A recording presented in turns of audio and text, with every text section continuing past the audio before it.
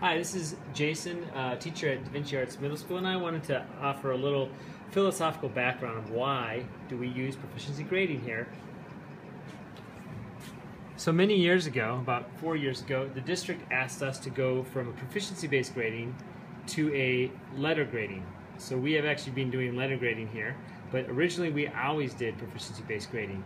Well, now the district has moved the elementary schools and is currently moving schools that are volunteering in the middle level to become proficiency-based grading. Our science department has decided to take this up and try to work at it as a whole department to work as proficiency and developing for our actual grades in the report card. So what's the difference? So obviously you're used to A through Fs, where A would be the highest and F is a failure grade. This kind of mark is the end of the term. It's just a report at the end, how they did, final score, the idea that there's an end of the journey is the means to the end. And really the focus on reporting what they did includes effort, all kinds of different things that are included here, sometimes behavioral norms. And so kids are essentially all encumbered into this grade, where proficiency shifts from that in a lot of ways. So one thing is that quarter one and quarter four, they're blended together. So the grades are continually added on. So it's not a fresh start, it's building off the starts before. The other is it's the focus of the journey. So the idea is that yes, we may have struggled in quarter one, but as we continue to build, we're always building and getting better, and that the idea that we're focusing on excellence. So students that are maybe in the developing, that they're moving towards proficiency in all things they do. And students that are proficient are actually working at showing that they can be exceeding without having the teacher tell them exactly what that always means, that the teachers give some information, but that they take it upon themselves to think about it in a critical way, how they can exceed in their knowledge. The norm is being proficient. It's not passing, it's understanding what they're doing for that particular learning target, that they can hit each learning target and be proficient in each part. The idea that effort is not included in the grade, but it's part of the process, the part of the idea that if someone's not being proficient, that they are continually trying to redo work, or that next time they will try to work on being better as a student in their skills, whatever they're working on. And the idea is that we are always focused on proficiency or above. So again, this is a visual depiction, sorry, it is Friday night. And that the idea is that there's a growth, that everyone has different kind of growth. We all have a different path. There's the focus. And so some struggle, some have a more linear path, and some really go really high very fast. So it may go from developing to proficient, from developing to exceeding, from does not meet to developing. That every student has a different journey, and that we all want to see, as teachers, we want to see them move, and that's what our focus is as we report out developing proficient relative to that specific learning target that we have. And then we combine all those learning targets to give a summary of the proficiency.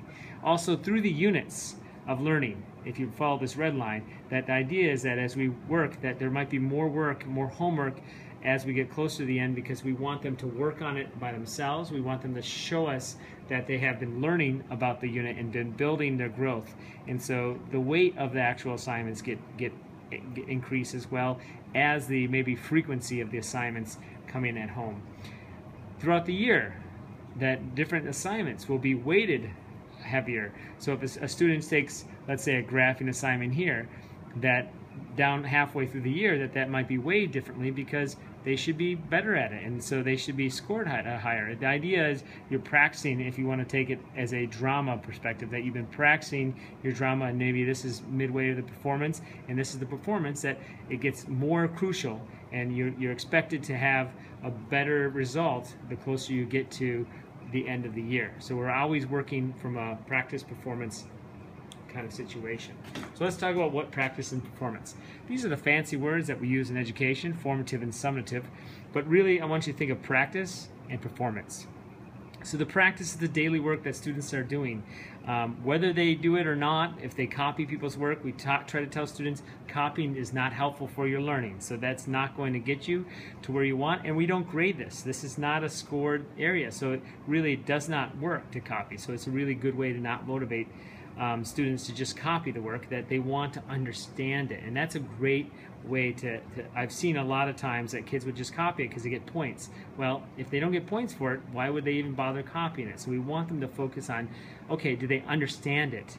And so that they're moving from this work, the homework and daily work, that is actually a supporting part of the assessment. It is crucial that they do this so that when they get to the assessment, that they can show their knowledge, that this is performance time of knowledge, their skills, their critical thinking.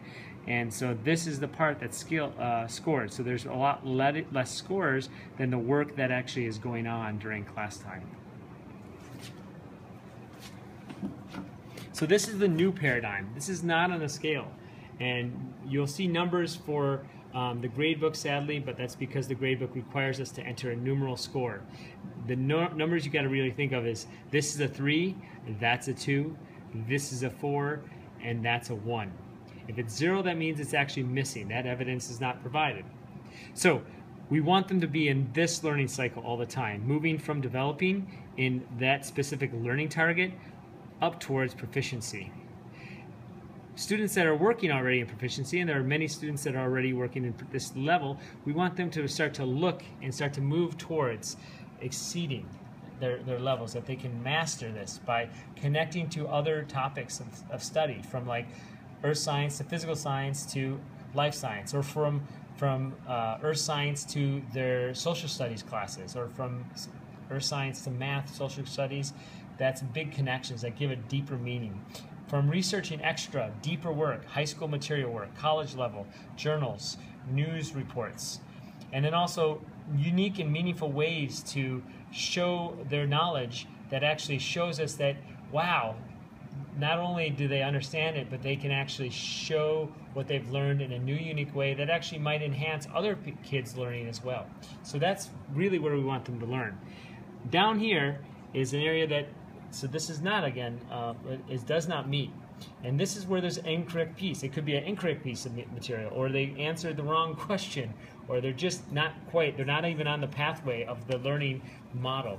Now this can easily be rectified if students turn their work in time and they utilize their ability to redo work. So when they redo work and they have the scaffolding of their peers or the teachers giving them feedback, that they can elevate themselves, not just to developing, but they can skip that all the way to proficiency or even exceeding sometimes, so that it is not a linear system that they can skip up and down. So it's really important to understand that. So a couple of our weaknesses, or if we want to think of it in proficiency terms, what we're working towards as a department is things this year is making sure that all our learning assessments and our learning targets are based on the new adopted standards, the next generation science standards, and the Common Core standards. We've already been working on that, but we want to make sure that all things are aligned and that our reporting is very much in line with this as well.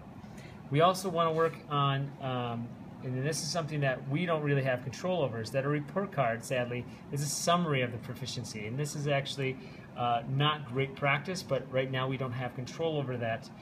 Versus something that you would see in elementary, where you get to see individualized standard proficiencies of different parts, like things like content and understanding for natural selection, or skills that they work on, like when they're working on graphing, that they're working on organizing data in a good way, and that's something that we'd be looking at over the course of the year. All right, well, thank you for spending your last 10 minutes with me, and hopefully this was helpful and informative to you. If you have any questions, don't forget to hesitate to email your teacher. Thank you. Take care.